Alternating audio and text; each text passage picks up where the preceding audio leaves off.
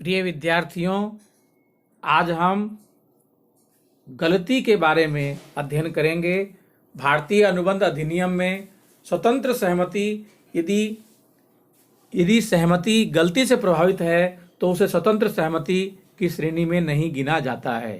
तो इस संदर्भ में हम गलती को समझने का प्रयास करेंगे। गलती को भारतीय अनुबंध अधिनियम की धारा 20 में परिभाषित किया गया है।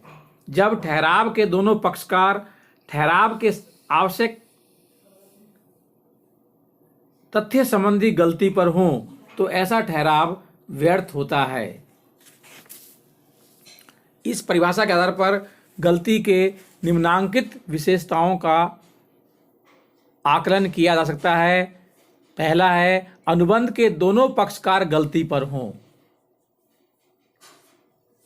दूसरा है कि गलती तथ्य संबंधी होना चाहिए।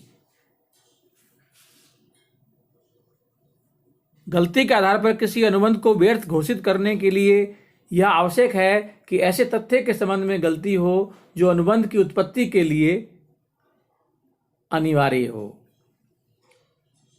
अब हम देखेंगे गलती के प्रकार, टाइप्स ऑफ मिस्टेक्स।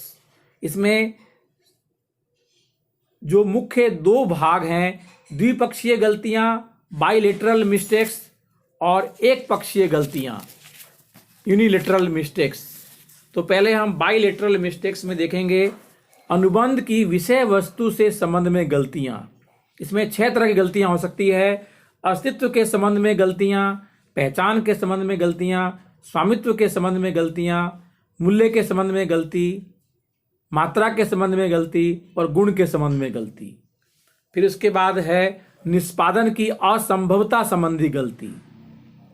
इसमें है यथार्थ असंभवता और राज नियम की असंभवता।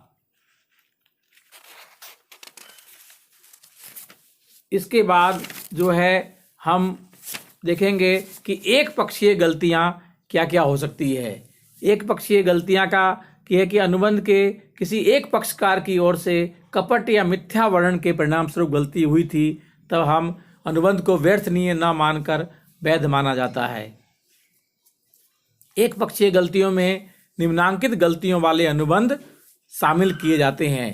पहला है व्यवहार की प्रकृति संबंधी गलती, दूसरा है पक्षकारों की पहचान संबंधी गलती और तीसरा है वचन के गुण संबंधी गलती, और अंतिम में है राज नियम के संबंध में गलती।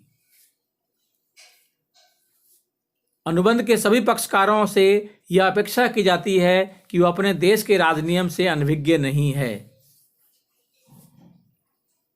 किंतु यदि गलती ऐसे राजनियम के संबंध में है जो भारत में प्रचलित नहीं है तो उसका प्रभाव तथ्य संबंधी गलती के समान ही होगा।